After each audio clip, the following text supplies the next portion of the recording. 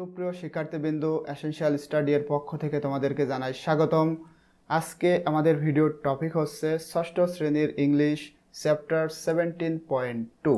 এখানে যেটা বলা হচ্ছে, now discuss in pairs or groups what makes this writing styles different from each other and then match the writing styles with their characteristics. এখানে তোমরা একটা table দেখতে পারছো, এটা হচ্ছে লিটারারি রাইটিংস অর্থাৎ সাহিত্যিক লেখা, এবং এখানে রয়েছে ক্যারেক্টারিস্টিক্স মানে বৈশিষ্ট্য। এখানে 5টা সাহিত্যিক লেখার ধরন দেওয়া রয়েছে। বলা হচ্ছে এই যে সাহিত্যিক লেখা, এটা কোন বৈশিষ্ট্যর কারণে একটা আরেকটার থেকে আলাদা, এবং এই লেখাগুলোর বৈশিষ্ট্য এই পাশে দেওয়া রয়েছে, এটাই আমাদেরকে ম্যাচিং করতে হবে।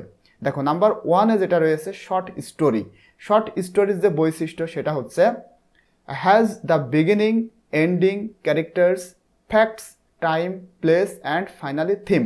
অর্থাৎ একটা শর্ট স্টোরির মধ্যে অবশ্যই এটা শুরু থাকতে হবে, এন্ডিং শেষ থাকতে হবে, ক্যারেক্টার্স মানে চরিত্র থাকতে হবে, ফ্যাক্টস মানে ঘটনা থাকতে হবে, টাইম সময় থাকতে হবে, প্লেস স্থান থাকতে হবে, অ্যান্ড ফাইনালি থিম থাকতে হবে। এই বৈশিষ্ট্যগুলো যখন থাকবে কোনো একটা লেখার মধ্যে, তখনই আমরা এটাকে বলবো শর্ট স্টোরি। নাম্বার 2-এ রয়েছে play or drama. Play or drama বলতে নাটক। নাটকের যে বৈশিষ্ট্য সেটা হচ্ছে divided into acts and scenes, has a plot, setting and dialogue etcetera. অর্থাৎ কোন একটা প্লের বৈশিষ্ট্য আছে, এই প্লেটা বিভিন্ন অ্যাক্ট এবং সিনে বিভক্ত হবে, হ্যাজ এ প্লট, একটা প্লট থাকবে, সেটিং থাকবে এবং ডায়লগ আকারে হতে হবে। এই বৈশিষ্ট্যগুলা যখন কোন একটা লেখার মধ্যে থাকবে, তখনই আমরা সেই লেখাকে বলবো প্লে। নাম্বার 3-তে রয়েছে পোয়েট্রি।